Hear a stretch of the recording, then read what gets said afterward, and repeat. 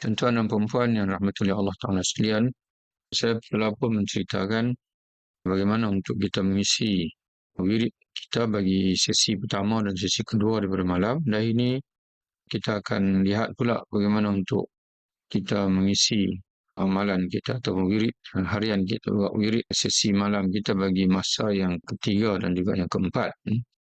Sesi yang ketiga iaitu separuh malam hingga seperenam akhir malam. Maka kita digalakkan untuk bangun bertahajud. Bila kita bangun bertahajud, dan tahajud ini maknanya adalah ibadat yang kita lakukan setelah kita tidur terlebih dahulu. Jadi kita mulakan dengan salat tahajud 2 rakaat yang ringkas. Diikuti seterusnya dengan 2 rakaat, 2 rakaat demi 2 rakaat, sehingga 11 rakaat ataupun 13 rakaat. Itu kalau kita mengikut sebagaimana yang dilazimi oleh Nabi kita Muhammad sallallahu alaihi wasallam. Sebagai Aisyah radhiyallahu anha menceritakan, salat Nabi dalam bulan Ramadan ataupun di luar Ramadan kebiasaannya adalah 11 rakaat. Dan di sana ada hadis yang menyebutkan 13 rakaat termasuk witir. Jadi mesti dimulai dengan 2 rakaat yang ringkas. Kemudian setelah itu barulah diikuti dengan 2 rakaat yang panjang, 2 rakaat demi 2 rakaat. Kita berhenti qiyamul lail sebelum sepenuh malam yang akhir.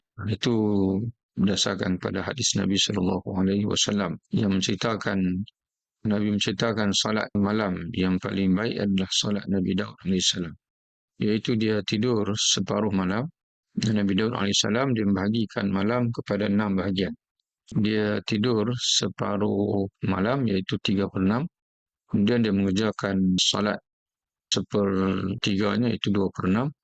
Dan dia berehat kembali 1/6 yang hujung. Jadi begitulah kita bangun. Kalau kita tidur dalam pukul 10 lah kita tidur, jadi kita bangun dalam pukul 2. Kalau pukul 2 kita salat sampai jam 5 sebagai contohnya. Jadi 1 jam sebelum subuh kita rehat.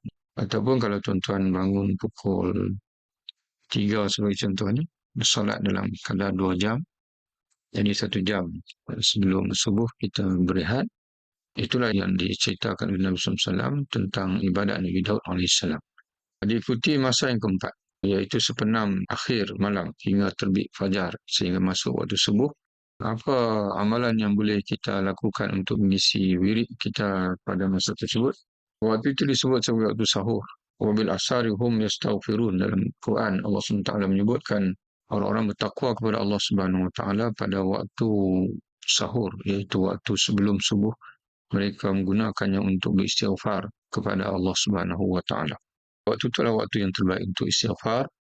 Dan kemudian bila terbit fajar, tamatlah wirid atau tugasan malam. Dan bermulalah wirid ataupun tugasan siang. Itu tuan-tuan dan perempuan boleh rujuk pada video sebelum ini, di mana kita menceritakan tentang ada 4 pembahagian masa bagi siang ataupun 4 period wirid bagi wirid siang. Boleh rujuk kembali insyaAllah. Wabillahi taufiq. Assalamualaikum warahmatullahi wabarakatuh. Tuan-tuan dan puan yang dirahmati oleh Allah Subhanahu wa taala, dapatkanlah semua buku-buku saya dengan tuan dan puan membuat pembelian di Shopee insya-Allah.